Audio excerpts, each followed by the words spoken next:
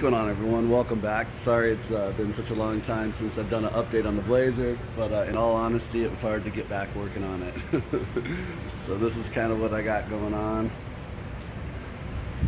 I'll turn it around after I do my little update, but yeah, man, it's tough, dude. Like, a long time ago, when you put that much money and time into something and the plan just falls apart, you know, being a one-man show here at my body shop, I knew I wasn't selling it, and I knew I wasn't going to make money on it, so I had to do all my customer work. So there's three sides of my business, and being a one-man shop, it's two sides too many.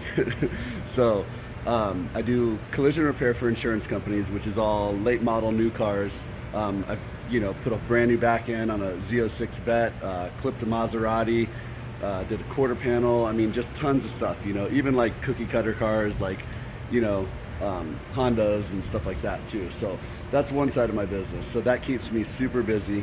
Do maybe 2 to 3 cars a week for the insurance side. And the insurance is good because it pays me now, and it's commission. So excuse me. So then after that's done, then I have my my customer restorations, which this is one of them. He's a good dude. So I have a bunch of customer restorations that I just bill per hour, and each day I get done working on it, I send them an update, because I've never been a believer in open-ended tickets, where you just call them one day and they're like, oh yeah, you owe me, 20 grand. And you're like, what the hell did you do? So every day at the end of each day, I send an update of, hey, this is where my time went. So that's the second part of my business. The third part is my cars. And there's another one of my cars, 67 Camaro. And I never have enough time. So over this whole quarantine, did the haircut thing, chopped that off, tried to be a respectable member of society now. And I made the decision that I'm no longer going to be doing insurance work, so that was a tough decision, man. I just realized I've never said no in my life to business.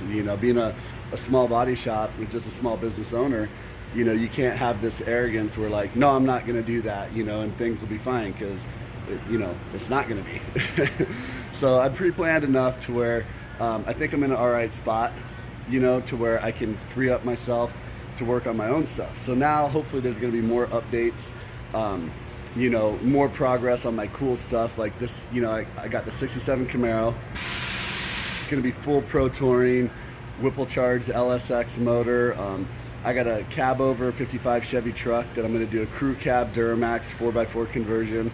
I got a long bed C10 72, and I haven't decided if I'm going to make it a short bed 4x4 or if I'm going to convert it into a Blazer. So I'm going to have a bunch of cool videos, So anyways, I appreciate you guys, the support. A couple of you guys reached out to me, for questions. If you guys have any questions, you can definitely hit me up here anytime about anything. And what I'm going to try and do is be real about my restorations. I want to show you guys the actual cost, the time, because a lot of people don't tell you that stuff.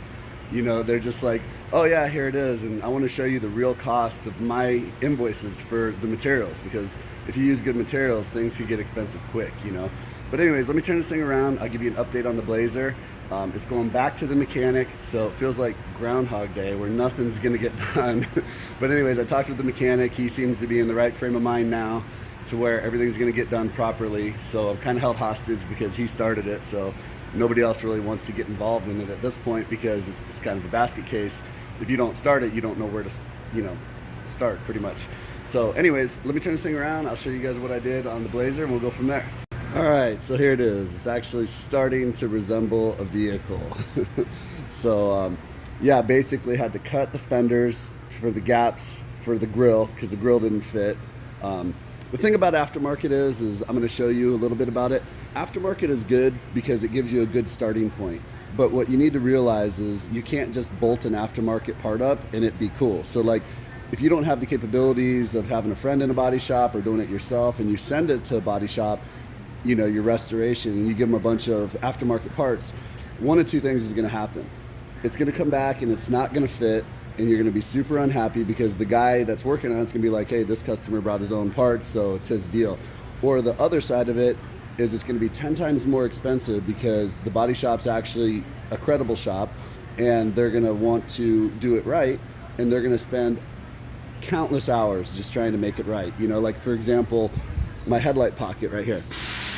You can see, here's my new welds. Here's the other two holes right here. So this whole pocket I had to move up in order to get the headlight to fit. You know, not a big deal, but just another one of those little nuisance things where you got to put the grill on, you got to put the headlight in, you got to, you know, get it to fit properly, because this is an aftermarket core support. So there's not, like I said, there's nothing wrong with aftermarket, because it's a good starting point if you don't have the parts, or if the parts are completely rotted out. Now, I'll be honest with you, on this truck, it was a basket case. Now there's every square inch of this body is brand new metal, new bolts. So when I bought it, the guy definitely deceived me, and it was not what the guy said. There's a difference between light rust and absolutely no floor in the vehicle. So anyways, I went above and beyond on this thing and make sure it's absolutely right. But let me give you another example of aftermarket. I'll get to all the motor stuff that I did.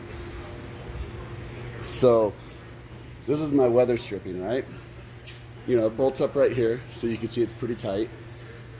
Goes all the way along down the channel, across the rocker, right? Up here. Now look at it.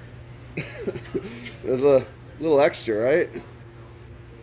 So that's aftermarket. Now let me show you the other side. You're gonna laugh. So same thing on the other side. You got it just sitting up here. You know, it goes all the way down and across. Goes into there. And now look at that one. Oh, what the hell? Look at that side.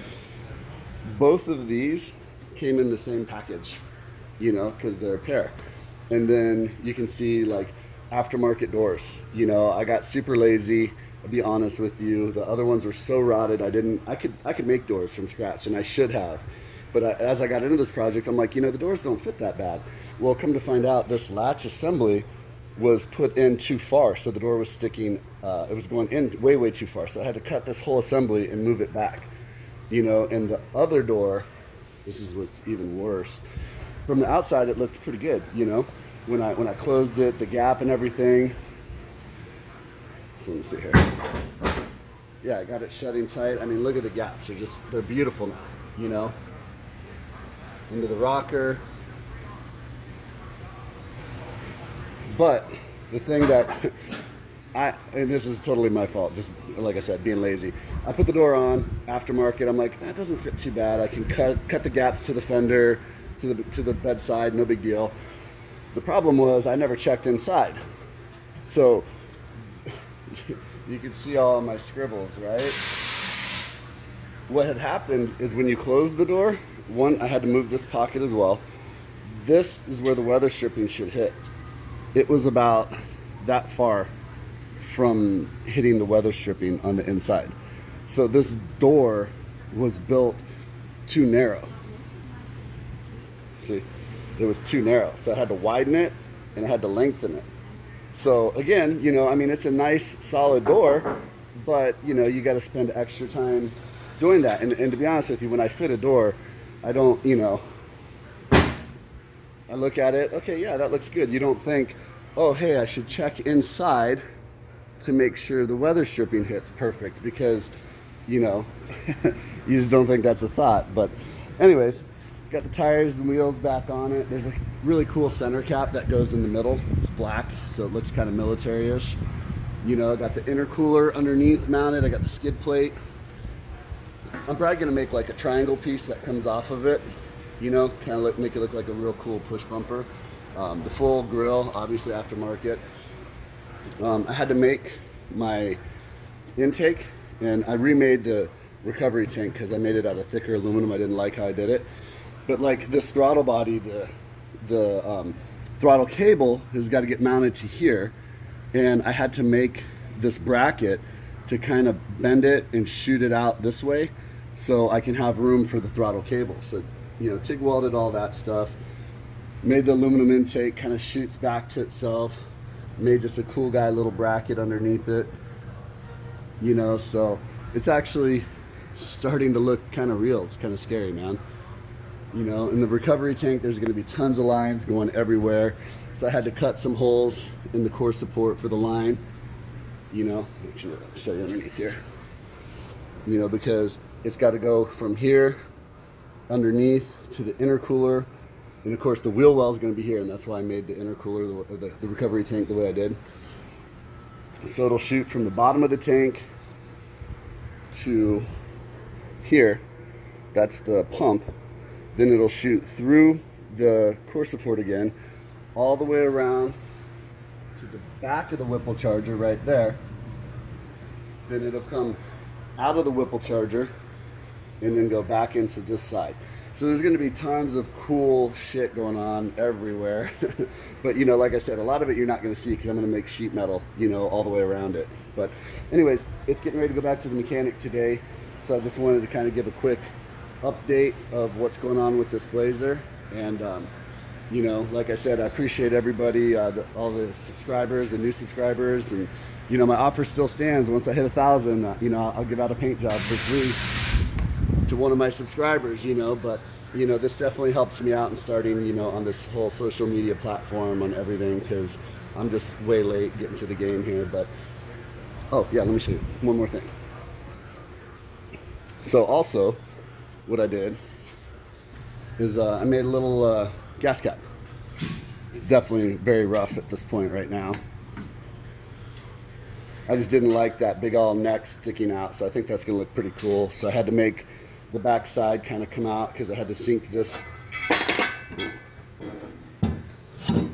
This neck had to sit further back because, you know, on Blazers, this little end sticks all the way out on the truck. So you're walking by and it'll catch your shirt, you know?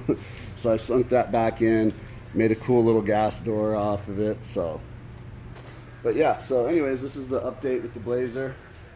When I get it back, hopefully, I should be able to run and drive. Then I'm going to take it apart, do all the paint, finish everything up, and then it goes to upholstery. And check this out. That's pretty bad, huh? Is it $500 bad? I don't know. At this point, what does it matter? Anyways, I appreciate you guys watching the videos.